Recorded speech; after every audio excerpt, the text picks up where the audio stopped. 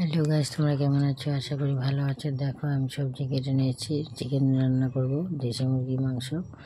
এই দেখো, কোয়াশ আলু,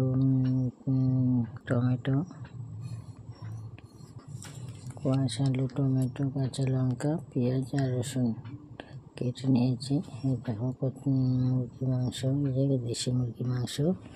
এই যে মাংসটাকে প্রথমে আমি হলুদ আর লবণ পরিমাণ মতো করে দিয়ে সরষের তেল দিয়ে হাতে মাখিয়ে নিয়ে ভালো করে কষিয়ে নিয়ে 5 মিনিটের মতো ঢাকা দিয়ে রেখে দিব।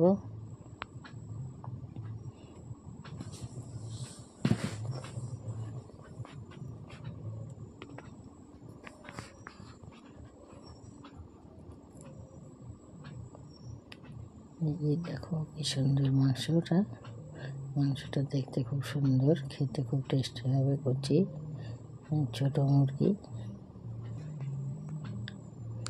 এই দেখো, প্রথমে আমি কুয়াশার আলুটাকে ভালো করে ভেজে নেব। এই যে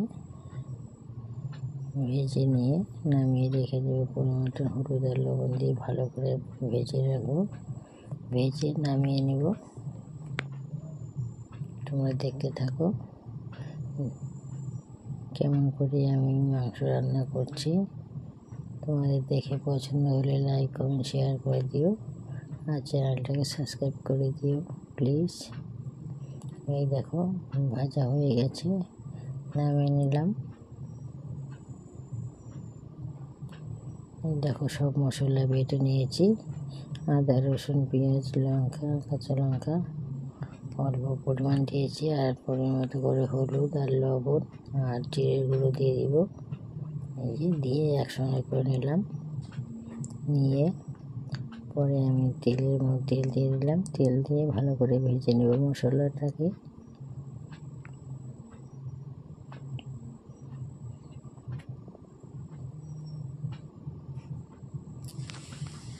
ভালো করে তেল ভেজে নেব।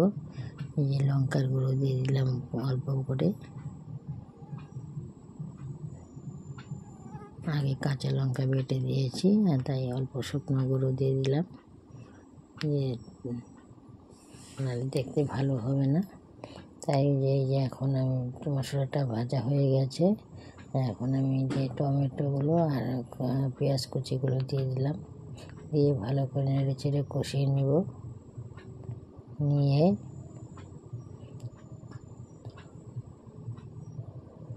এই যে মাংসগুলো দিয়ে দিচ্ছি। দিয়ে ভালো করে নেড়ে চেড়ে নেব, নেড়ে চেড়ে কষিয়ে নেব। তোমরা দেখতে থাকো।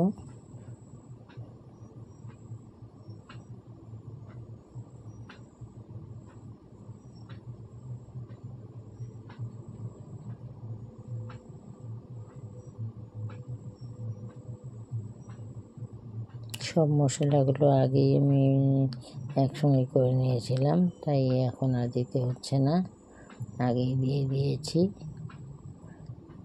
দেখতে থাকো, আমি ভালো করে নেড়ে চেড়ে কষিয়ে নেব মাংসটাকে।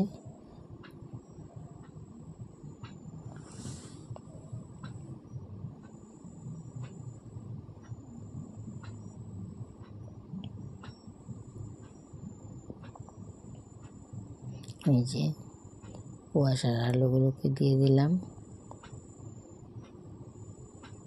আগে ভেজেছে নিয়েছিলাম, কিন্তু ভালো সিদ্ধ হয়নি, তাই আমি মাংসের সঙ্গে আবার দিয়ে দিলাম, যাতে আলু মাংসের সঙ্গে কুয়াশার আলুটাকে ভালো সিদ্ধ হয়ে যায়। না পরে দিলে সিদ্ধ হবে না, তাই আমি এখন আগেই দিয়ে দিলাম। দিয়ে ভালো করে নেড়ে চেড়ে কষিয়ে নিচ্ছি মাংসটাকে। নিয়ে তারপরে পরিমাণ মতো করে জল দিয়ে ঢাকা দিয়ে দিব। এই যে পরিমাণ মতো জল দিয়ে আমি ঢাকা দিয়ে দিচ্ছি। 5 মিনিট রেখে ঢাকাটা উঠিয়ে নিব।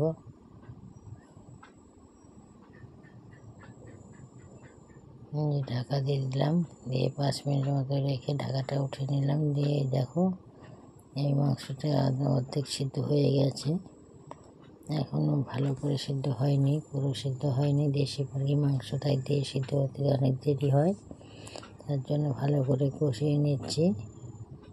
নিয়ে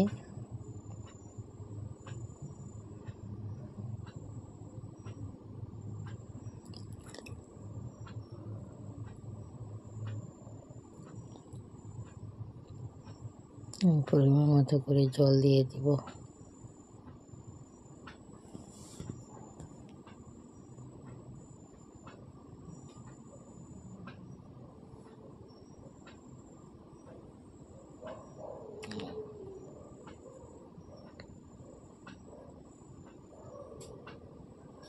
ভাজা হয়ে গেছে, সে মানে কষানো হয়ে গেছে মাংসটা, এই জল দিয়ে দিচ্ছি।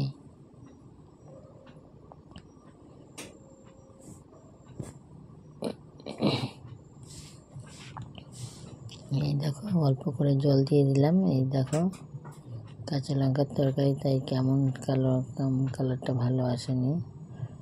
এই দেখো সে অল্প শুকনো লঙ্কা দিয়েছি। এই যে তরকারিটা প্রায় হয়ে আসছে, এখন গরম মশলা দিয়ে আমি নামিয়ে নেব। তোমাদের ভালো লাগলে লাইক কমেন্ট শেয়ার করে দিও, চ্যানেলটাকে সাবস্ক্রাইব করে দিও। সাবস্ক্রাইব করতে ভুলো না প্লিজ। আর তোমরা বাড়িতে এইভাবে রান্না করে খেও আর কমেন্ট করে আমাকে জানিও।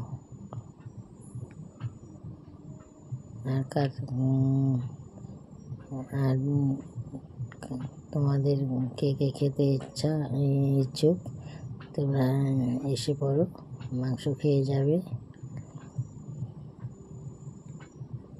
যে দেখো আমার মাংসটা হয়ে গেছে, এখন আমি গরম মশলা দিব, দিয়ে আমি নামিয়ে নিব।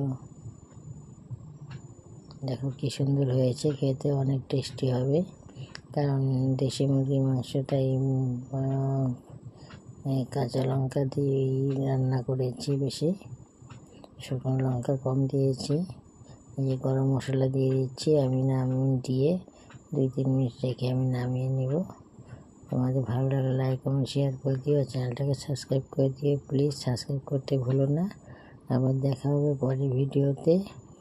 তোমরা ভালো থেকো, আর তোমরা বাড়িতে এইভাবে রান্না করে খেয়েও কমেন্ট করে জানিও কেমন হয়েছে, আর আমার রেসিপিটা কেমন তোমাদের কাছে কেমন লাগলো তোমরা আমাকে কমেন্ট করে জানিও। কেমন হলো ভালো লাগলেও বলবে, খারাপ লাগলেও বলবে, তাহলে আমি আরও ভালো করে করার চেষ্টা করব।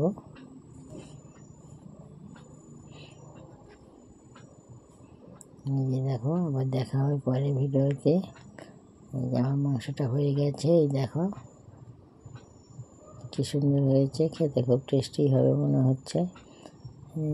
আসি, বাই বাই, টাটা, তোমরা ভালো থেকো।